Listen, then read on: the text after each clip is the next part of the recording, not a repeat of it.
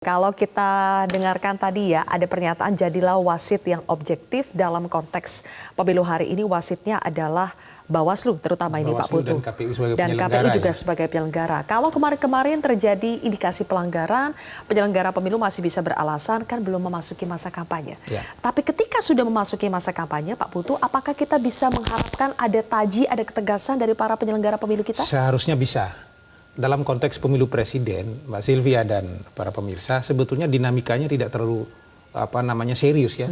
Dari 5 pemungutan suara ini, yang lebih berat itu sebetulnya dalam konteks potensi kecurangan pelanggaran itu pada level pemilu legislatif, terutama DPRD kabupaten kota. Itu yang luar biasa membuat kawan-kawan stres karena mengalami tekanan elit-elit lokal di situ.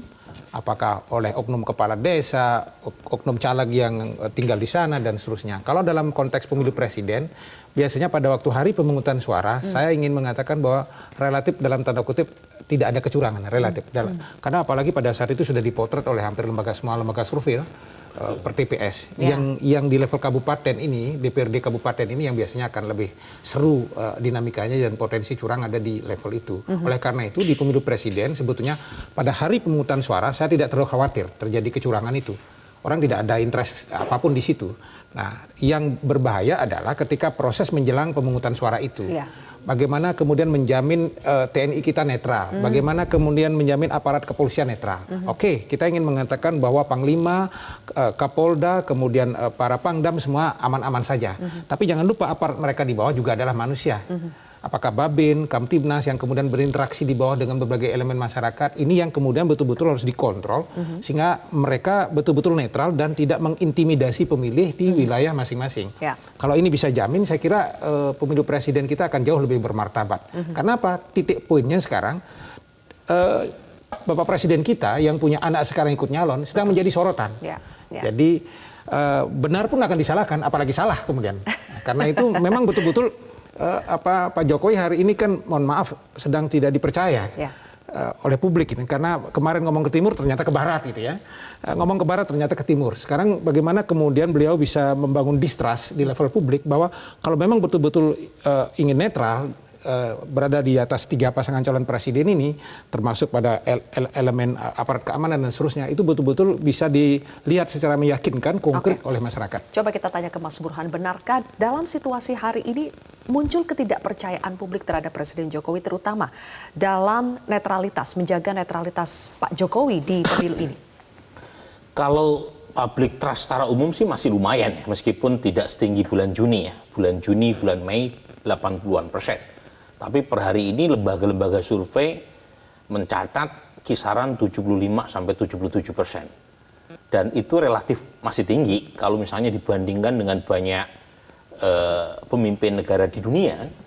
Terakhir misalnya Gallup Poll yang dimuat oleh The Economist, Pak Jokowi the most trusted president di banyak negara di dunia. Tapi lagi-lagi memang ada tren penurunan meskipun masih tinggi, terutama di kelas menengah dan ada aspek partisan tadi.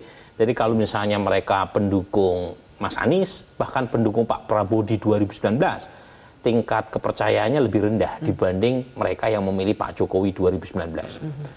Nah, ini yang menarik kan, kalau dari sisi PDI Perjuangan kan, kan belum lama sebenarnya PDI Perjuangan itu terlihat sangat kecewa dengan pilihan Presiden Jokowi. Nah, kalau misalnya itu juga mengerus, mungkin punya efek penurunan terhadap trust Pak Jokowi.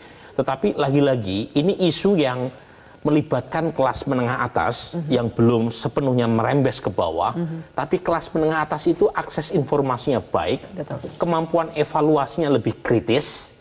Jadi kalau misalnya mereka kecewa melihat ada sesuatu yang tidak proper ya, entah itu parsialitas aparat dan seterusnya, itu efeknya seharusnya punya dampak ke kelas menengah bawah. Memang tidak bisa cepat, tapi paling tidak kalau itu tidak dibenahi oleh Presiden Jokowi, itu seperti akan memanen nanti.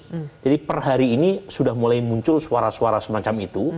Kalau tidak segera dibenahi, itu impactnya sedikit demi sedikit akan menggerus approval rating, public trust terhadap Presiden, dan Presiden Jokowi yang nanti akan dirugikan.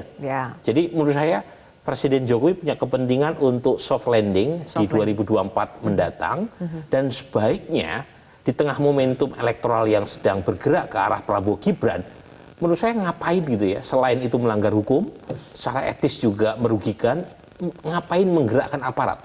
Jadi menurut saya tidak ada insentifnya juga, apalagi secara citra juga merugikan. Jadi lebih baik berlaku netral sebagai wasit ya, itu ibarat Presiden Jokowi itu tersertifikasi oleh FIFA.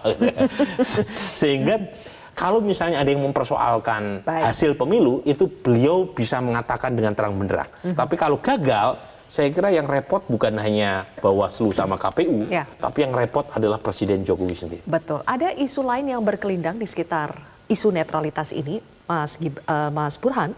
Ketika kita lihat orang-orang penting ya, seperti Panglima TNI itu diganti. Baru saja Jenderal Agus Subianto ya, yang sudah disetujui oleh DPR akan menjadi Panglima TNI.